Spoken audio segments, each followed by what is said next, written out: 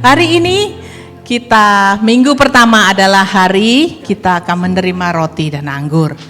Hari ini juga kita diingatkan anak Allah yang melebihi segala sesuatu, melebihi segala keajaiban dunia, melebihi kuasa di dunia, melebihi semua raja-raja dan presiden, penguasa, perdana menteri. Dia lebih dari itu. Tapi dengan segala kasihnya, dia mau disesah. Dia mau naik ke kayu salib. Karena apa, saudara-saudara? Kasihnya pada kita. Hari ini, kalau Anda dengar lagu ini, He lives to die, it's for me. Saya undang saudara-saudara, gunakan tangan kanan Anda, touch your heart. God suffer for me. God do it all for me. Amin, saudara-saudara. Mari kita menyanyi above all.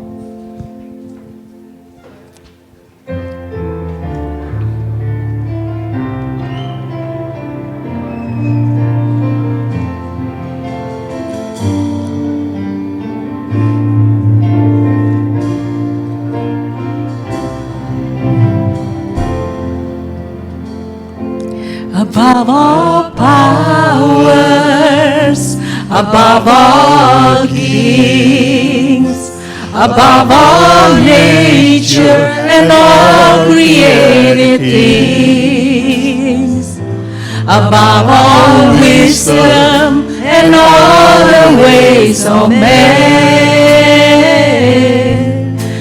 You were there before the world began.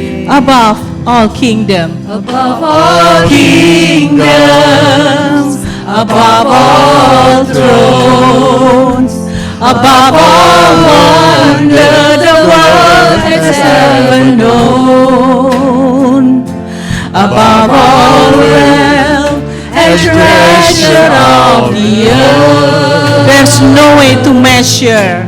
There's no way to measure what you're worth. Gunakan tangan Anda, touch your heart. Crucified, laid behind the stone, you live to die, rejected and alone, like a rose, trampled on the ground. You took the fall and thought of me above all, above all. Mari menyanyi. Crucified, laid behind the stone, you live to die, rejected and alone, like a rose, I trample on the ground. It's for me, Lord. You trample on the ground. You took the fall for me. And thought of me above all. Mari saya persilakan semua berdiri. Kami memuji menyembah Engkau, ya Tuhan Yesus Raja segala Raja, yang rela datang menyelamatkan kami. Kami menyembah-Mu, ya Bapa di sorga. Engkau memberi kami kasih yang terbesar, yang tak terhingga itu. Kami memuji menyembah-Mu, ya Roh Kudus. Engkau mau tinggal di dalam kami, memimpin, menghibur, menguatkan, menolong kami. Curahkan berkat-berkat-Mu di bulan baru, minggu baru ini, ya Tuhan. Setiap kami menunggu berkat-Mu. Almighty God, our triune God, You bestowed your blessing for all of us in this new month, new week, Lord, new Sunday. We are ready to receive all of your blessing. Thank you, Lord Jesus, once again. Like a rose, trample on the ground. You took the fall and thought of me above all.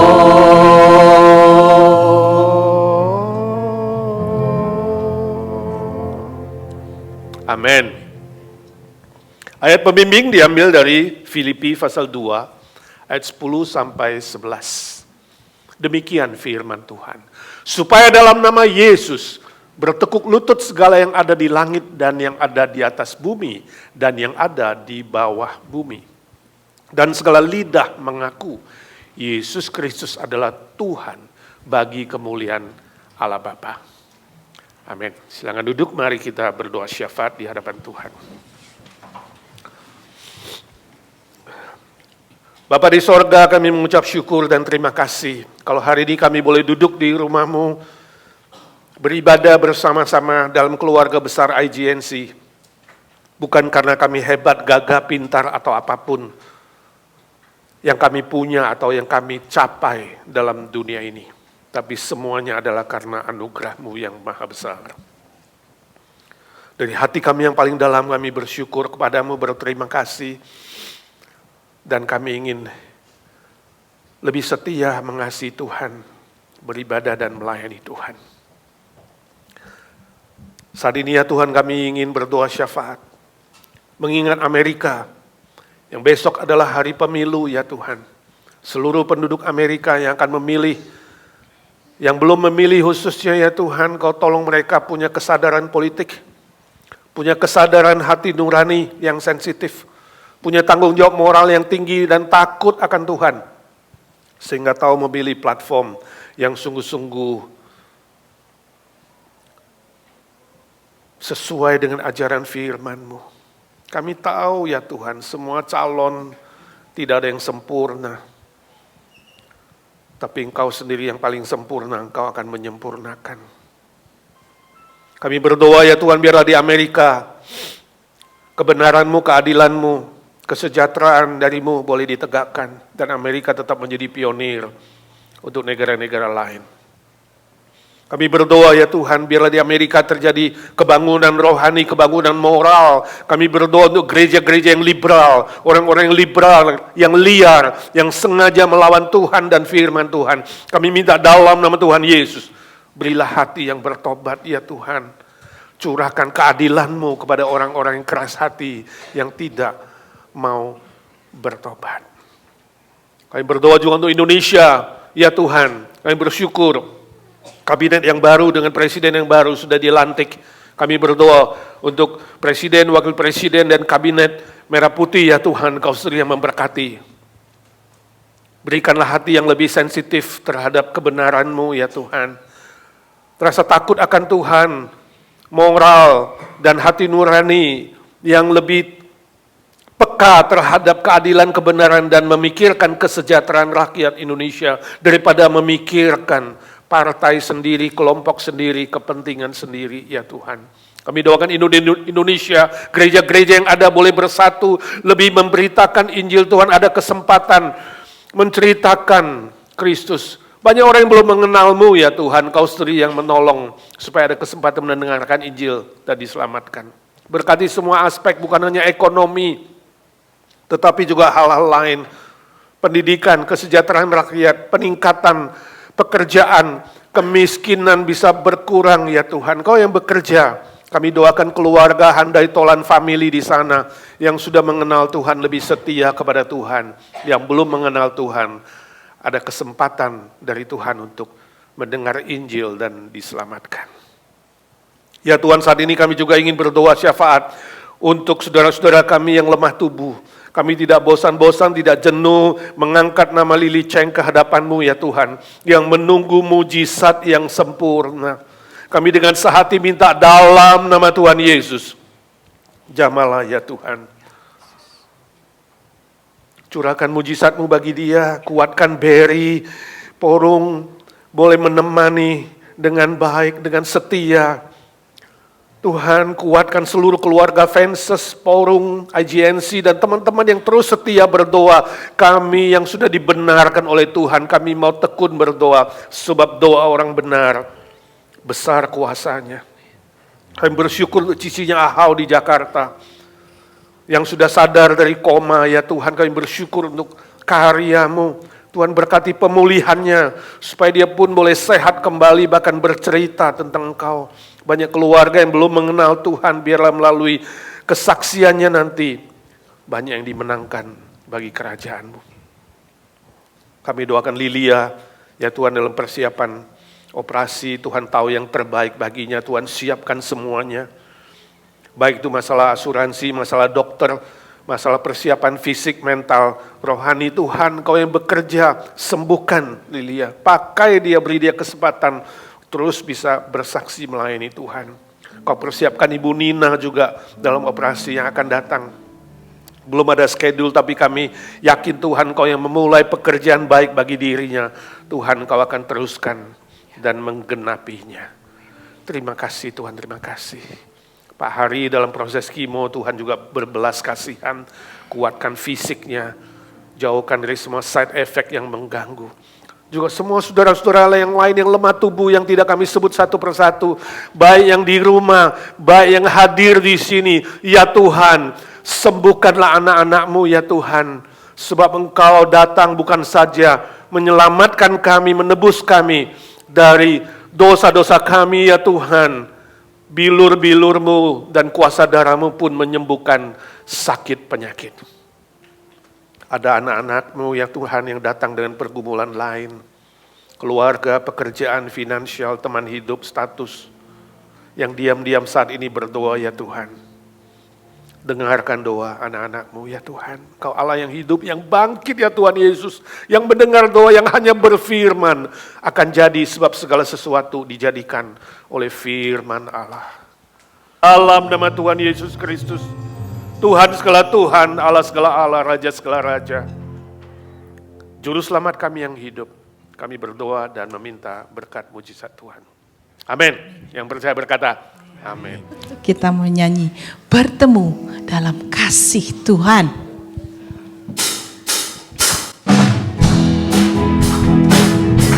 Mari saya undang bertepuk tangan. Kita mau bertemu dengan saudara kita di dalam kasih Kristus, berkumpul dalam anugerahnya. Bertemu dalam kasih-Nya, berkumpul dalam anugerahnya, bersuka cita semua di dalam rumah Tuhan.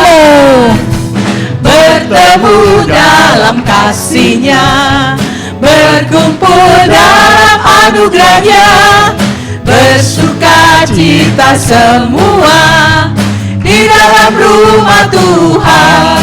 Oh, saudaraku dan saudariku, tengok kanan dan kiri. Tuhan cinta dan saudariku, mari bersuka cita semua di dalam rumah Tuhan. Sekali lagi. Oh, saudaraku dan saudariku, Tuhan cinta dan mengasihi-Mu. Mari bersuka cita semua di dalam rumah Tuhan.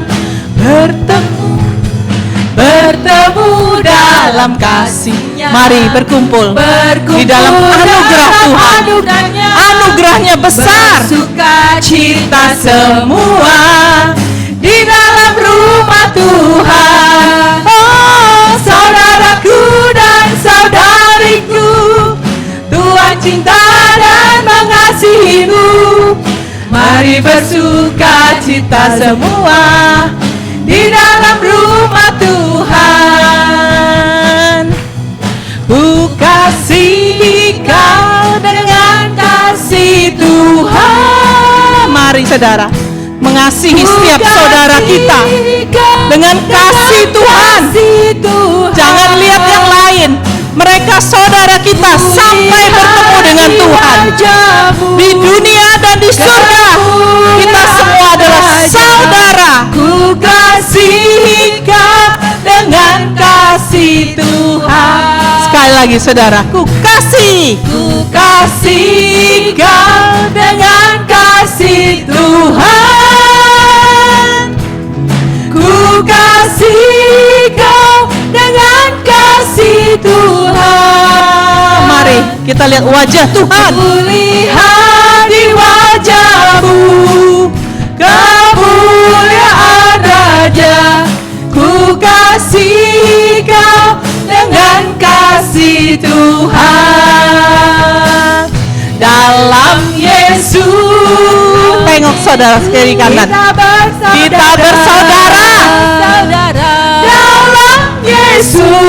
Kanan kirimu adalah saudaramu. We are brother and sister in Christ. Dalam Yesus kita bersaudara sekarang dan selamanya. Dalam Yesus. Sekali lagi, yang lebih meriah, yang lebih meriah. Dalam Yesus kita bersaudara. Sayaplah kanan kiri. Ini saudara kita. Kita bersaudara. Amin. Dalam Yesus kita bersaudara sekarang dan selamanya. Dalam Yesus kita bersaudara. Dalam Yesus. Dalam Yesus kita bersaudara. Yang terakhir. Dalam Yesus kita bersaudara. Amin. Memperdengarkan pengakuan iman rasuli. Aku percaya kepada Allah, Bapa yang Maha Kuasa, Khalik langit dan bumi, dan kepada Yesus Kristus, Anaknya yang tunggal Tuhan kita, yang dikandung daripada Roh Kudus, lahir dari anak darah Maria, yang menderita sengsara di bawah pemerintahan Pontius Pilatus, disalibkan, mati dan dikuburkan, turun ke dalam kerajaan maut. Pada hari yang ketiga, bangkit pula dari antara orang mati, naik ke surga, duduk di sebelah kanan Allah, Bapa yang Maha Kuasa. Dari sana Ia akan datang untuk menghakimi orang yang hidup dan yang mati. Aku percaya pada Roh Kudus, gereja yang kudus dan am, persekutuan orang kudus, pengampunan dosa, kebangkitan tubuh, dan hidup yang kekal. Amin. Saudara-saudara, saya persilakan untuk duduk. Kita akan menjalankan persembahan.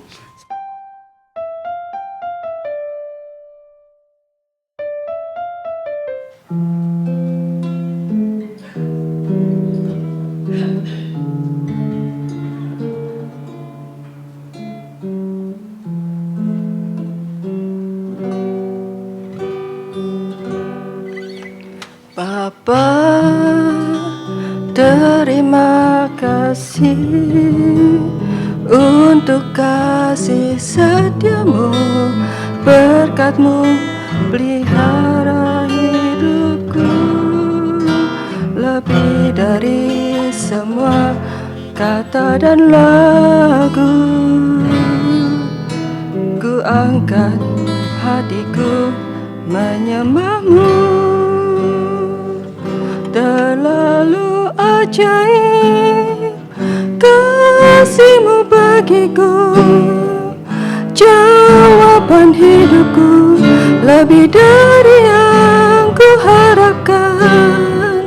Terlalu ajaib kasih-Mu bagiku, selalu terbukti di dalam kesesakan.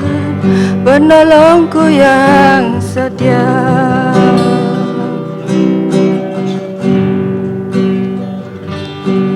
Bapa, terima kasih untuk kasih setiamu, berkat-Mu pelihara hidupku, lebih dari semua kata dan lagu. Ku angkat hatiku menyembah-Mu. Terlalu ajaib kasih-Mu bagiku, jawaban hidupku lebih dari yang ku harapkan. Terlalu ajaib kasih-Mu bagiku, selalu terbukti di dalam kesesakan. Penolongku yang setia. Penolongku yang setia.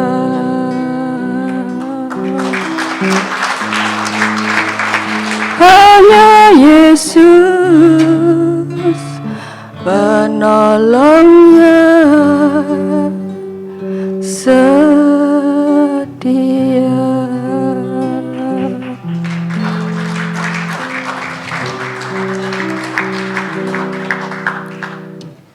Sekarang kita akan memasuki firman Tuhan.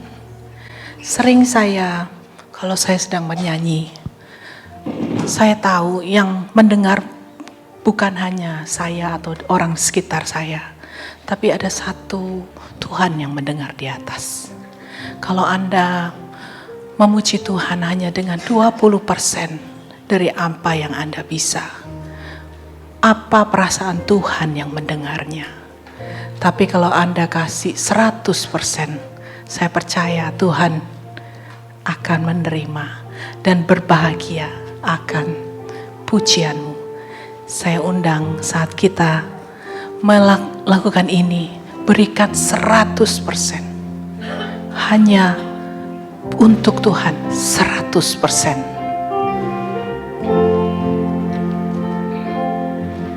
Biar Tuhan yang mendengar sukacita.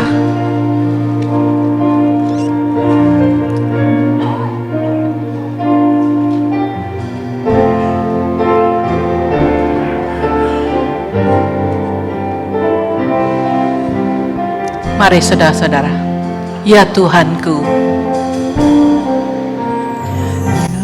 ya Tuhanku, aku hendak bernyanyi bagimu selama ku hidup. Ya Tuhanku, ya Allahku, aku hendak bermazmur bagimu selagi ku ada. Inilah yang ku renungkan, inilah yang ku renungkan setiap waktu. Mari saudara nyanyikan dengan sepenuh hati, nyanyian pujian dan pengagungan kepadamu.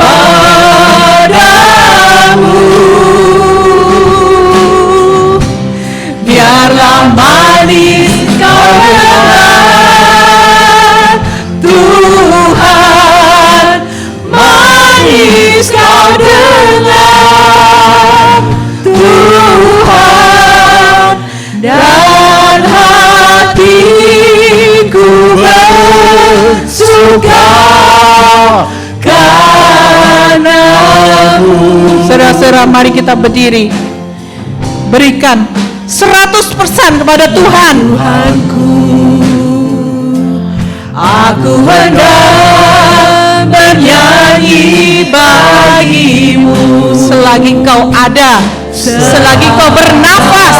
Aku hidup, ya Allahku, aku hendak bermazmur bagimu selagi ku ada. Inilah yang ku renungkan setiap waktu,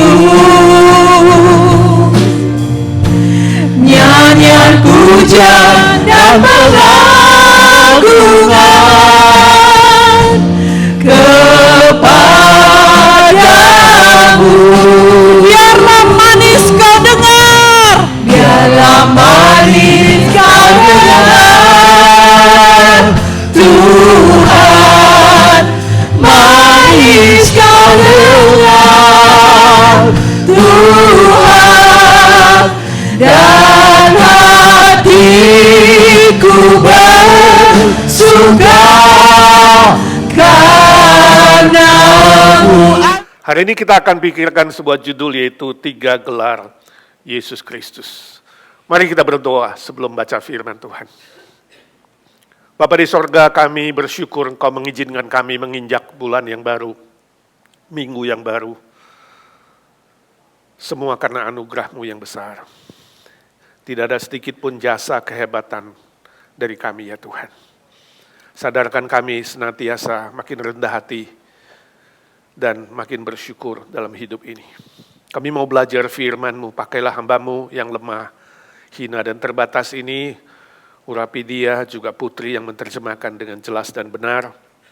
Dan juga kami semua ya Tuhan, jadikan hati kami seperti tanah yang subur, agar firman itu boleh hidup, boleh bertumbuh, boleh berbuah, berlipat-lipat ganda. Dalam nama Tuhan Yesus kami berdoa dan meminta berkat Tuhan. Amin. Mari kita baca 3 bagian firman Tuhan pada pagi ini. Yang pertama Kisah Rasul 10 ayat 42 sampai 43. Kemudian kita lanjut dengan Wahyu 15 ayat 3 sampai 4 dan Wahyu 19 ayat ke-16. Kisah Para Rasul 10 42 sampai 43 kita membaca bersama-sama 1 2 3. Dan dia telah menugaskan kami memberitakan kepada seluruh bangsa dan bersaksi bahwa dialah yang ditentukan Allah menjadi hakim atas orang-orang hidup dan orang-orang mati. Tentang dialah semua nabi bersaksi bahwa barang siapa percaya kepadanya, ia akan mendapat pengampunan dosa oleh karena namanya. Wahyu 15 ayat 3 sampai 4, demikian firman Tuhan sama-sama. Dan mereka menyanyikan nyanyian Musa, hamba Allah, dan nyanyian anak domba bunyinya. Besar dan ajaib segala pekerjaan-Mu, ya Tuhan, Allah yang Maha Kuasa. Adil dan benar segala jalan-Mu, ya Raja segala bangsa. Siapakah yang tidak takut ya Tuhan, dan yang tidak memuliakan nama-Mu, sebab Engkau saja yang kudus. Karena semua bangsa akan datang dan sujud menyembah Engkau, sebab telah nyata kebenaran segala penghakiman-Mu. Dan pada jubahnya dan pahanya tertulis suatu nama, yaitu Raja segala raja dan Tuan di atas segala tuan. Saya baca sebuah cerita, ini terjadi di terminal bus Daksinaga di Wonosari. Saya nggak tahu sudah tahu nggak tempat itu, saya nggak pernah pergi ya. Yang orang Jawa pasti tahu Wonosari ya. Di situ suatu hari diadakan survei etika. Ada seorang wanita yang masih muda, cantik, dan dia di terminal bis itu, dia mendatangi seorang bapak yang duduk di kursi tunggu. Lalu dia tanya, Pak, saya mau bikin survei nih, boleh nggak saya tanya bapak beberapa pertanyaan? Lalu bapak itu mengatakan, oh tentu saja boleh. Begini Pak, kalau bapak naik bis, ya, lalu bapak lihat di dalam, bapak udah duduk dan lihat di dalam ada seorang wanita yang nggak punya tempat duduk. Mau nggak bapak merelakan tempat duduk bapak kepada wanita itu? Lalu bapak itu bilang, tidak. Bagaimana kalau di dalam bis itu ada wanita yang sedang hamil dan dia tidak punya tempat duduk? Apakah bapak merelakan tempat duduk bapak untuk dia? Bapak itu bilang, tentu tidak. Oke, satu lagi. Bagaimana kalau wanita yang tidak punya tempat duduk itu adalah seorang wanita yang tua? Apakah bapak merelakan tempat duduk bapak diberikan kepada dia? Tidak. Pak, terus terang ya, kata wanita itu. Bapak itu adalah orang yang paling jahat, tidak sopan, ya, dan tidak tahu etika. Bapak kira bapak itu siapa? Jadi marah itu orang yang survei. Itu namanya kurang ajar. Bapak itu siapa? Bu, saya ini sopir bis.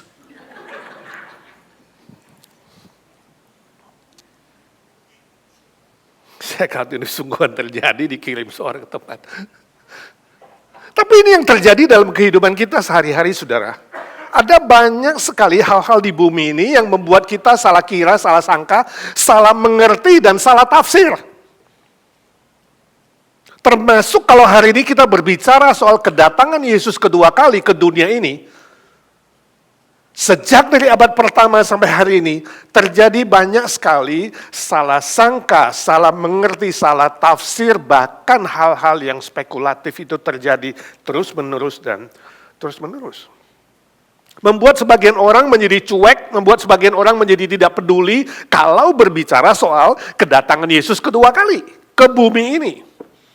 Suatu kali saya khotbah di sebuah gereja tentang kedatangan Yesus kedua kali.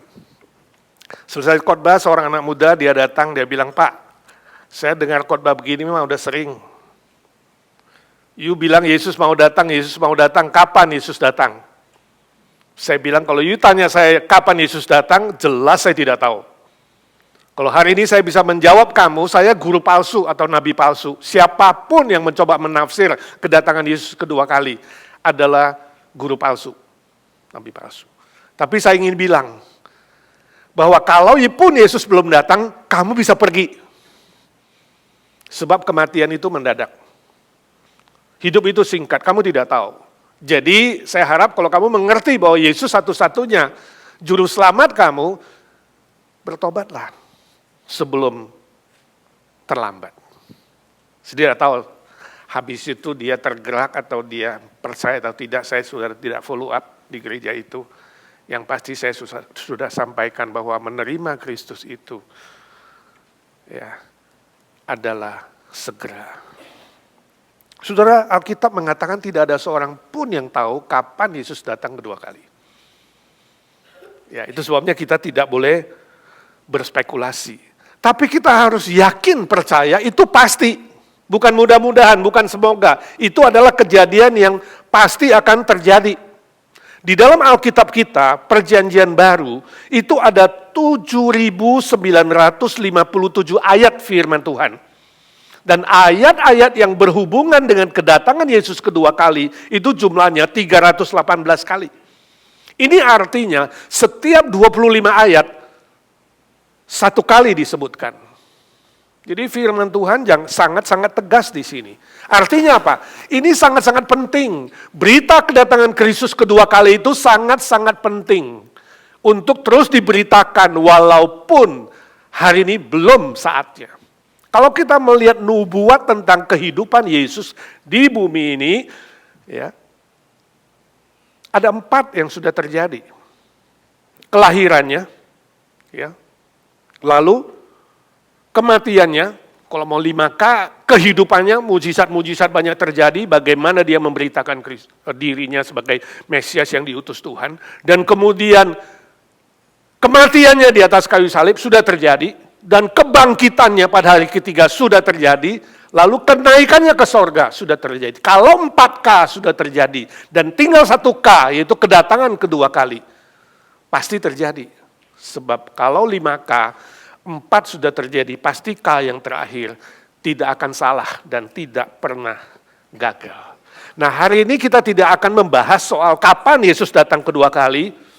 Ya, kita tidak akan bahas soal tafsiran A, tafsiran B, yang banyak sekali spekulatif. Yang pasti kedatangan Yesus kedua kali bukan lagi dalam kesederhanaannya. Bukan lagi sebagai bayi kecil. Bukan dalam kerendahannya. Tetapi adalah di dalam kemegahannya. Kemuliaannya. Kemenangannya. Kekuasaannya yang maha agung dan maha akbar dan maha besar itu. Dia datang bukan lagi mati di atas kayu salib untuk menggenapkan keselamatan bagi manusia. Tapi dia datang dengan segala kemuliaannya yang besar. Dari 3 bagian firman Tuhan yang tadi kita baca bersama, Kisah Rasul 10, Wahyu 15, dan 19. Ada 3 gelar yang sangat penting, 3 jabatan yang sangat penting di dalam kedatangannya kedua kali. Yang pertama, hakim yang adil. Kisah Rasul 10 ayat 42 dengan tegas berkata bahwa Yesus Kristus itu yang ditentukan oleh Allah Bapa menjadi hakim seluruh umat manusia hidup dan mati pada saat dia kedatangan kedua kali. Itu yang kita hafal setiap hari Minggu pengakuan iman rasuli. Pada hari itu semua manusia, baik hidup, baik yang mati akan dibangkitkan dan kemudian menghadap tahta putih pengadilannya yang terakhir. Dan Alkitab dengan tegas ayat 43 berkata, barang siapa yang percaya kepadanya tidak turut dihukum karena mereka sudah diampuni dosanya. Tetapi yang tidak percaya akan menerima hukuman yang kekal. Jadi hari itu ibarat hari memisahkan lalang dari gandum. Sekarang gandum dan lalang tumbuh sama-sama. Ya, saudara, kita hidup di dunia ini bergabung, bergaul, ya, berinteraksi dengan orang-orang yang belum percaya. Seringkali kita merasa, aduh kenapa ya? Kenapa ya kita ini yang percaya malah lebih kejepit? Mereka yang nggak percaya, yang sengaja melawan Tuhan kok lebih lancar, lebih baik. Kadang-kadang bisa terjadi seperti itu. Bayangkan ya, sebuah ladang, ya, gandumnya belum besar, tapi lalangnya udah banyak. Tumbuhnya lebih seger. Karena kita hidup sama-sama di bumi yang diciptakan oleh Tuhan. Tuhan yang berbelas kasihan pun memberkati orang baik dan orang jahat. Sama-sama dapat matahari, sama-sama dapat udara, apalagi pekerjaan, bisnis. Tapi tiba saatnya, hari itu, lalang dan gandum akan dipisah. Lalang akan dibakar, dan gandum itu yang diselamatkan. Seperti memisahkan kambing dan domba, kita bergaul, kita domba Kristus, dan kemudian kambing-kambing bergaul bersama, suatu hari nanti akan dipisahkan antara kambing dan domba. Ada 3 agama yang bersaudara di muka bumi ini, yaitu Yahudi, agama Yudaisme, ya, Kristen, dan Islam. Tiga-tiganya menyaksikan, kitab suci, tiga-tiganya menyaksikan bahwa hakim segala umat manusia adalah Yesus Kristus. Yudaisme menyebutnya Mesias, Kristus yang diurapi. Ya, orang Kristen kita menyebutnya Yesus Kristus, juru selamat yang diutus oleh Allah Bapa ke bumi ini. Dan orang Islam menyebutnya Isa, Nabi Isa Al-Masih. Al-Masih artinya juru selamat. Dia yang akan datang menghakimi seluruh umat manusia. Pada hari itu, saudaraku, tidak ada kesempatan lagi untuk bertobat. Kedatangan Yesus kedua kali ke dunia ini bersifat tunggal, bukan double. Jadi jangan pikir gak apa-apa lah, toh double. Datang pertama, ya masih ada waktu bertobat. Tidak ada. Dia hanya datang satu kali sebagai hakim segala hakim umat manusia. Dan saat itu sudah tidak ada kesempatan bertobat. Itu sebabnya ketika nafas masih di kandung badan, ketika saudara masih punya kesempatan saat ini, Alkitab mengatakan hari ini adalah hari keselamatanmu, bukan besok. Secepatnya menerima Dia kalau saudara belum menerima Kristus sebagai juru selamatmu. Hidup itu sangat singkat, saudaraku. Saya yakin saudara punya pengalaman-pengalaman itu dengan kawan, keluarga, dan siapapun. Hidup itu singkat sekali. Ya, kemarin saya coba baca lagi, ya, Oktober yang lalu, kita masuk November, saya baca beberapa hal tentang Oktober. Saudara, hanya Hurricane Helena dan Milton bulan lalu, saudara. Baru beberapa minggu lalu. Saudara tahu memakan berapa korban? Di 6 state, itu 256 orang meninggal. Itu yang terhitung loh ya. Yang meninggal, tentu ada ratusan ribu yang kehilangan tempat tinggal, ya, dan kemudian yang menderita. You tidak tahu. Tapi berbicara soal nyawa, ya saya yakin dari semua 256 yang meninggal itu tidak ada seorang pun yang tahu hari itu adalah hari terakhir dia di dunia ini. Dia gak siap. Saudara tahu, korban penembakan massal di Amerika tahun 2024 dari awal tahun sampai kemarin Oktober nih, ya, itu dari Gun Violence Archive, ya, catatan tentang kejahatan senjata api itu berjumlah berapa? 385 orang. 10 bulan ini. Yang mendadak, dar, mati. Kamu tidak sempat tahu hari itu hari terakhir. Ada satu lagi mungkin lebih kaget lagi. Korban kecelakaan lalu lintas yang meninggal saudara, dari Januari sampai Oktober kemarin di Amerika jumlahnya 8.695. That's the number. Di Amerika, seluruh 50 state. You tidak tahu. You tidak tahu kapan maut itu datang. Ya. Saya yakin 100% dari orang-orang yang pergi, meninggal, tidak ada seorang pun dari mereka yang tahu hari itu adalah hari terakhir mereka di dunia ini.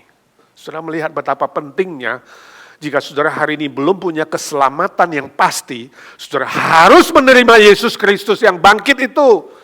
Sebab hanya Kristus yang bangkit, Dia satu-satunya hakim segala umat manusia. Amin. Ada yang masih berkeras hati dan memikir-mikirkan?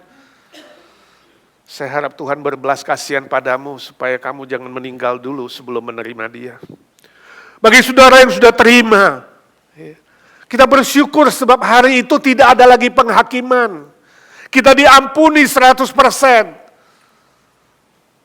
Diselamatkan, masuk ke dalam kekekalan, bukan tinggal di bumi 1000 tahun seperti saya katakan.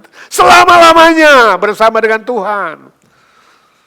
Sebab itu mari ketika masih ada kesempatan mengasihi Tuhan dan bersyukur lewat pelayanan-pelayanan yang Tuhan percayakan bagimu. Sesuai karunia dan panggilannya masing-masing. Kita diberi karunia, masih ingat perumpamaan yang diceritakan Tuhan Yesus, yang 5 talenta menghasilkan 5, yang 2 menghasilkan 2, upahnya sama, mereka disebut hamba yang baik dan setia. 5 gak lebih hebat dari 2 gak usah minder dari 5, sebab masing-masing Tuhan tahu memberikan sesuai dengan kemampuannya. Yang pasti, 5 hasilnya 5, 2 hasilnya 2 artinya apa? Maksimal, pakai maksimal. Yang 1 menanam. Dan dia disebut hamba yang malas dan jahat. Izinkan saya tanya, kalau engkau harus meninggal dunia dan menghadap pengadilan dari Tuhan, kira-kira kamu disebut hamba yang baik dan setia atau hamba yang malas dan jahat? Which one? Yang mana? Saya tidak tahu jawabnya, hanya saudara sendiri yang tahu jawabannya. Amin. Suatu kali ada seorang pendeta berkhotbah mengajak jemaatnya untuk mulai melayani, berbuat sesuatu, sebab Yesus akan datang kedua kali. Habis khotbah, seorang tante datangin dia, mengatakan, Pak Pendeta, saya terus terang ya, gak tahu pendeta, kalau nanti saya gak masuk ke dalam sorga juga gak apa-apa lah Pak. Loh maksud tante apa gak mau masuk sorga? Bukan, kalau saya gak layak, ya saya di halaman aja lah. Ya, tolong doakan, saya di halaman bisa bantu-bantu bersihin kotoran, sampah, nyapu-nyapu lah. Lalu Pak Pendeta bilang, Tante ingat ya, sorga gak ada kotoran yang mau disapu. Gak ada sampah yang mau disapu. Jadi mau melayani Tuhan sekarang nih ya, kalau mau cleaning saudara. Ada sekarang, jangan tunggu nanti di sorga gak ada. Jadi mari saudara, ini humor mengajarkan kita bahwa setiap orang Kristen itu perlu memikirkan, aku bisa lakukan apa ya untuk Tuhan waktu masih hidup seperti ini. Jangan tunggu nanti, tapi sekarang ini ketika masih hidup Tuhan, aku bisa lakukan apa untukmu. Sehingga nanti aku tidak tangan hampa bertemu dengan Tuhan. Dan Tuhan mengatakan, mari hambaku yang baik dan setia, masuklah ke dalam kebahagiaan Tuhanmu. Yang kedua, gelar atau jabatan kedua, Raja segala Raja. Wahyu 19 ayat 16. Kristus Sang Firman yang sudah inkarnasi ke dunia ini, yang sudah mati dan bangkit itu, kelak dia akan menjadi Raja segala Raja. Alkitab mengatakan semua lutut akan menyembahnya, Semua lidah akan mengaku dialah raja, segala raja yang patut disembah dan dipuja dan dipuji. Artinya apa?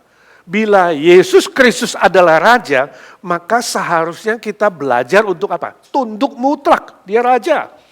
Saudara, kalau raja di bumi ini punya otoritas mutlak. Dia katakan A harus A, dia katakan B harus B, maka semua rakyatnya harus tunduk secara mutlak. Sebab semua pemerintahan di dunia ini kelak akan tunduk kepada dia. Tadi lagu yang kita nyanyikan bagus sekali, ya, bahwa segala bangsa akan tunduk kepada kekuasaan Tuhan Yesus. Sebab itu kita harus lebih percaya, lebih taat, karena dia raja. Jangan banyak bertanya. Ya, kalau dia betul-betul adalah raja, jangan mengatakan, Tuhan aku sih mau percaya ya, mau taat ya, asalkan titik. Ya, asalkan Tuhan kasih dulu A, kasih dulu B, kasih dulu C, atau Tuhan aku mau percaya dan taat jikalau titik. Kadang kita bisa negosiasi sama Tuhan begitu ya. Pernah gak sih saudara? Atau mengatakan Tuhan aku mau percaya dan taat, tapi Tuhan, aduh gimana sih, gue sih mau buat sesuatu, tapi gak ada waktu, tapi gak ada ini, tapi itu. Coba bayangkan saudara punya anak, lalu saudara memberi sesuatu perintah atau order atau permintaan lah, ya, supaya dia taat melakukan apa yang kamu usulkan. Lalu anaknya bilang, Pak, aku sih mau sih ya, tapi gimana ya, beliin mobil dulu dong. Ya. Jikalau saya punya mobil dan lain-lain, asalkan, aku mau taat sih, asalkan ya dikasih dulu dong bonusnya, dikasih dulu ini dia, itunya. Jadi mengajukan syarat. Kira-kira bagaimana perasaan saudara sebagai orang tua? Saya yakin saudara mengatakan, ya ini ketaatannya kayaknya nggak murni ya. Ya kalau dia melakukan apa yang aku minta kayaknya nggak tulus nih, nggak murni. Mungkin ada sedikit rasa kecewa atau sedih. Ada nggak saudara? Bisa nggak sebagai orang tua? Nah sekarang bayangkan kita dengan Tuhan. Waktu Tuhan meminta kita percaya penuh, jangan banyak tanya. Yuk taat saja firmanku. Lalu kita mulai negosiasi, tawar-tawar sama Tuhan. Ya. Bagaimana kalau gini Tuhan? Bagaimana kalau gitu Tuhan? Bahkan ada yang berani ngancem. Kalau tidak memberi aku, Tuhan aku sih mau melayanimu. Tapi kalau sampai akhir tahun ini, gajiku tidak naik 50%, atau aku belum dapat mobil, atau aku gak dikasih ini, gak jadi Tuhan. Kira-kira pernah begitu negosiasi sama Tuhan? Jangan saudara. Ya, ingat, dia raja. Kita harus taat dan percaya. Apa katanya? Nah, izinkan saya tanya, selama ini siapa yang paling berkuasa dalam hidupmu? Siapa yang paling berotoritas mengatur hidup saudara? Istrimu? Suamimu? Mertuamu? Anakmu? Mantumu? Kawanmu? Siapa? Siapa yang paling berkuasa? Ingat ya, semua manusia di muka bumi ini bersifat terbatas dan sementara. Hanya Yesus Kristus yang mutlak, berotoritas, kekal, dan firman-Nya pun kekal selama-lamanya. Yang ketiga, Tuhan di atas segala Tuhan. Wahyu 19:16b. Istilah Tuhan di situ adalah sama dengan Tuhan, Lord. Ya, dalam hubungan manusia, dalam kehidupan berinteraksi secara horizontal, kadang juga kita ada mendengar Lord, Tuhan. Tuhan, segala Tuhan. Artinya, Kristus yang patut dan pantas menerima pelayanan kita. Sebab dia Tuhan, Tuhan dilayani. Kalau dia Tuhan berarti kita ini apa? Hamba. Kita pelayan, dia adalah Tuhan. Tadinya Kristus yang adalah Tuhan segala Tuhan, Tuhan segala Tuhan. Dia rela merendahkan dirinya. Filipi pasal 2, dia mengosongkan dirinya. Seperti hamba. Saudara melihat? Dia duluan kasih contoh. Dia datang sebagai hamba. Bahkan hamba yang rela mati di atas kayu salib, kata Filipi pasal 2. Makanya dia ditinggikan. Itu ayat pembimbing kita tadi. Ditinggikan sebagai Tuhan segala Tuhan, semua lidah akan mengaku dan semua lutut bertelut Yesus adalah Tuhan, Lord. Kalau dia Lord Tuhan, maka kita adalah hamba. Saya yakin kalau hamba ada sebuah syarat. Kalau saudara punya pembantu atau hamba, saudara sebagai Tuhan pasti bilang, kalau saya kasih kamu tugas, jangan tanya kenapa. Saudara kayak itu gak sama pembantu? Dulu yang masih punya pembantu. Bayangkan kalau kamu kasih tugas, ya, tolong ya bersihkan mobilku. Kenapa Pak? Kan kemarin udah dibersihin. Tolong ya siapkan makanan siangku. Kenapa Pak? Kan bisa beli in and out. Tolong ya lakukan ini. Kenapa? Nah kalau tanya kenapa? Kamu bilang apa? Mbak besok ya, atau nanti gak usah sekarang lah, angkat 2 kopermu, pulang ya ke Wonosari. Saya mengerti saudara dan saya kita bergumul soal mengapa itu. Karena ada banyak hal di bumi kita tidak mengerti. Melampaui pikiran kita, melampaui perasaan kita, pengalaman kita. Ada hal-hal yang tidak bisa masuk akal. Kita sudah olah, kita udah coba bertahan, bertanya. Tidak ada jawaban. Lalu muncul, kenapa Tuhan? Pengen tahu kenapa. Kenapa Tuhan itu tidak memberkati aku? Kenapa Tuhan tidak buka jalan? Kenapa Tuhan tidak begini? Kenapa Tuhan? Oh, itu pertanyaan yang akan merongrong kita. Kalau di bumi ini kita menghadapi persoalan yang tidak ada jawaban dan persoalan itu berat. Bukan saja berat dan lama sekali nunggunya. Sangat-sangat sulit saya mengerti. Saya pun pernah mengalami seperti itu. Saya pernah cerita dulu. Papa dan mama saya meninggal beda 28 hari. Itu yang belum ada jawaban sampai hari kenapa. Dan itu terjadi waktu saya di seminari. Ketika saya mempersembahkan seluruh hidup saya. Ya, saya tinggalkan teknik mesin saya, tinggalkan pekerjaan saya. Bergumul 2 tahun menyerahkan diri ke seminari, tapi saya cuma minta satu. Papa, mama, panjang umur saya bisa lihat mereka. Bisa mengabdi, bisa berbakti, bisa melayani. Tapi papa meninggal dulu. Usia 67, mama saya 60. Sakit setahun setelah mama jaga. Setelah itu dalam 28 hari setelah saya kembali ke seminari, mengurus papa, menguburkan, pulang ke seminari gak lama, 28 hari. Telepon ke seminari, mama meninggal. Saudara itu gak mengerti. Seperti guntur, seperti petir, seperti halilintar di siang bolong. Seperti palu godam di kepala. Gak mengerti. Yang saya minta gak keterlaluan kok. Bukan memuaskan kedagingan saya kok. Cuma kasih mereka sehat, panjang umur.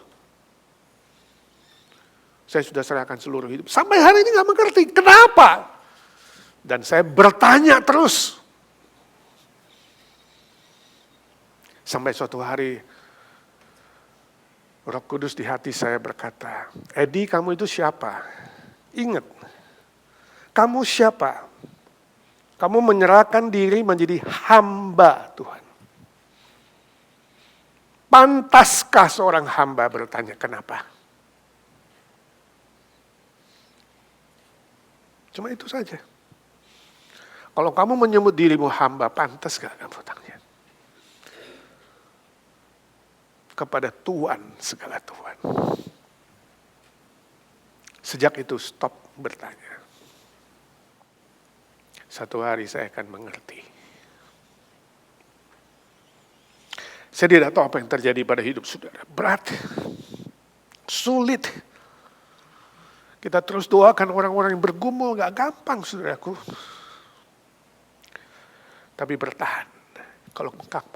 Kalau kita masih bulut, kita masih mengatakan, ya Tuhan Yesus, Engkau Tuhan, segala Tuhan. Katakan, ya Tuhan, aku hamba, walau gak mengerti. Roma 8:28, dia turut menambahkan energi dan kebaikannya. Suatu hari kita akan mengerti, mendatangkan kebaikan. Saya baca seorang misioneri ke Afrika. Baru mau berangkat bawa satu koper naik kereta api, ini long time ago. Dia ke daerah primitif yang masih kanibal, terjatuh. Di rel mau naik kereta api, saudara terjatuh. Kakinya dikilas. Patah satu, saudara. Dari paha ke bawah. Mau jadi misioneri loh. Menyerahkan seluruh hidup loh. Itu sebabnya kita tidak percaya. Ya, yang katakan, oh ini takdir, oh ini rencana Tuhan, semua rencana Tuhan. Enggak, tidak, saudara harus sadar ada iblis. Yang akan mencoba dan akan menjatuhkan, ini peperangan rohani. Dia pakai kaki palsu sembuh. Begitu sudah sembuh pakai kaki palsu, datang perintah kedua. Balik ke Afrika. Kalau kamu balik gak saudara? Kira-kira tanya kenapa gak sama Tuhan? Tuhan kenapa? Hari itu sudah mau pergi. Kenapa Tuhan izinkan? Ya, kenapa ini buntung dan sekarang dengan kaki palsu ke sana lagi? Gak make sense. Kalau Tuhan make sense, dia bukan Tuhan. Dia lebih kecil dari otak kita.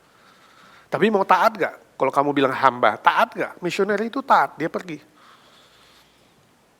Ya, tinggal di gubuk, di tengah-tengah kanibal. Di tengah-tengah orang yang masih makan manusia, saudara lihat, orang putih datang ke tempat hitam, ini enak nih. Ya, New York steak ini. Jadi waktu dia tinggal di gubuk itu, malam itu diserang dia, saudara. Dia cerita dia diserang. Orang keliling, salah satunya masuk atau berdua kita tidak tahu, yang pasti malam hari itu. Mereka memotong kakinya satu. Bayangkan sudah putus satu, sekarang dipotong satu. Lalu besok pagi semua berkeliling di gubuk itu, mau melihat, kita mau lihat ini. Si New York steak ini. Udah dipotong satu, mau ngapain ke tempat kita ini? Kita bila perlu bikin sate panggang atau bakar atau rebus atau apalah ya. Misionarinya keluar 2 kaki, saudara. Ternyata yang dipotong itu kaki palsu. Kaget, kemarin dipotong. Kok hari ini keluar 2 kaki? Ini pasti dewa. Lalu dia disembah, saudara, hari itu. Itu kesaksian dia. Itu starting point-nya. Sehingga orang-orang kanibal bisa menyembah dia, kira dia dewa, utusan dewa, dan dia mulai mengabarkan Kristus dan memenangkan jiwa. You tidak tahu. Dari iblis merencanakan yang jahat. Dia kira dia bisa menang, tapi dari Tuhan dia mengubah itu dengan energinya dan kekuasaannya dan kasihnya. Itu Roma 8:28. Sun RG, Tuhan menambahkan energinya sebab dia Tuhan dan diubahlah yang jahat itu jadi baik. Makanya ujungnya kita semua akan melihat kebaikan Tuhan. Amin. Sekarang gak mengerti gak apa-apa, jangan banyak tanya, Tuhan aku mau taat walau gak mengerti. Tuhan aku mau percaya walau gak mengerti. Sebab satu hari aku pasti melihat dan mengalami yang baik dari Tuhan. Sebab Tuhan sumber baik. Dia bukan baik dan jahat, dia hanya baik selama-lamanya. Itu sebabnya mari saudaraku kita tetap setia melayani Tuhan. Setia percaya, beribadah, setia dan taat kepada firman-Nya. Makin ikut Tuhan, kita makin rendah hati, makin setia, makin ikut dan melayani Tuhan, makin mengasihi Tuhan, walaupun memecahkan pikiran dan perasaan dan pengalaman kita. Mari dengan sikap seperti itu kita menerima perjamuan hari ini. mengingat cinta kasih-Nya yang pun kita tidak mengerti. Kenapa Tuhan mau datang? Kenapa Tuhan mau mati bagiku? Kenapa Dia mau bangkit? Bukankah Dia pencipta? Saya hanya debu dibandingkan seluruh galaksi ini. Gak ada apa-apanya, hanya debu. Tapi Dia mau datang untuk aku. Siapalah aku? Gak mengerti.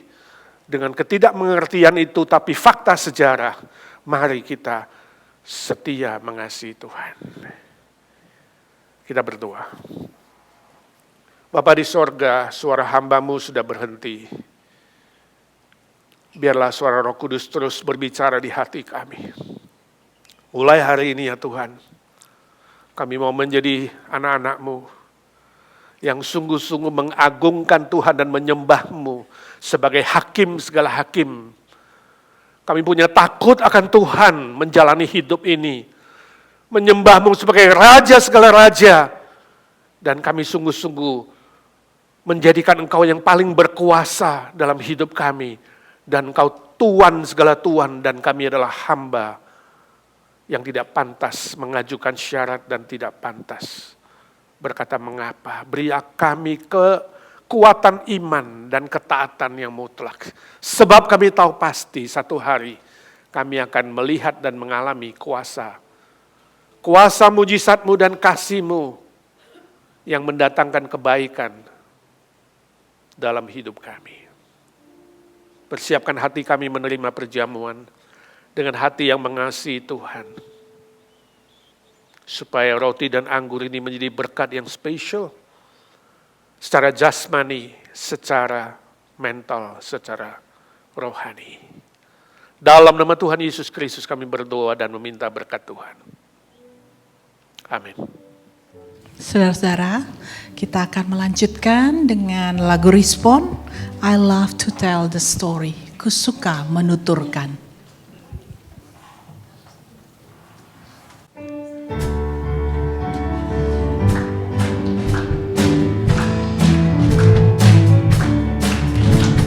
Suka menuturkan cerita mulia, cerita Tuhan Yesus dan cinta kasih-Nya.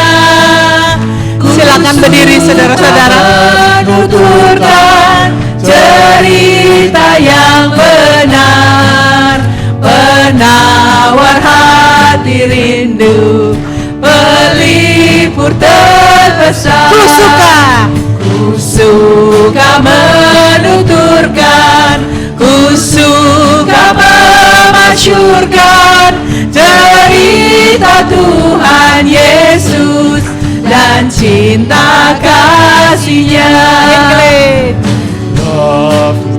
The story of unseen above, of Jesus and His glory, of Jesus and His love. I love to tell the story because I know it's true. It satisfies my longing as nothing else can do.